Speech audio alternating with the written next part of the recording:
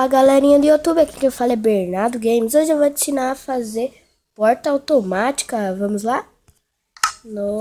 Aqui ó, novo, avançado, plano, criar mundo. Ó, você vai precisar dessa tábua de carvalho, aí de placa, areia, cacto, cadê o cacto? E laje de pedra. Cadê laje de pedra? Ó, você pode usar todos. Só que laje de pedra é melhor. Aí, só.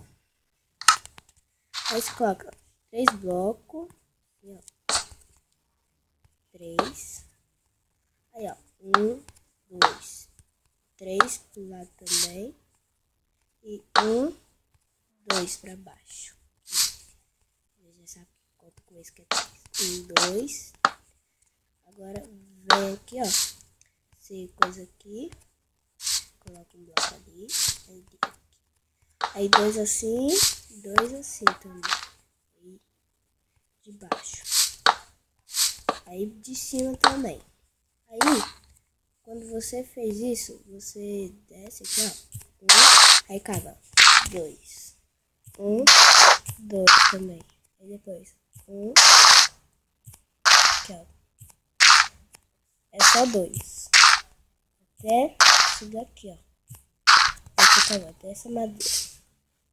Aí, você cava aqui, ó. Aqui. E aqui. E aqui. Aí você coloca areia e cacto. E faz um aqui. Outro aqui. Outro aqui. E aqui. Agora, você cava aqui, ó. Ou você cava não, você coloca areia. Eu considero essa que é bem melhor pra vocês, mas você pode usar outras, tá? Aí, a laje de pedra e areia aqui, ó. Coloca aqui. Abriu.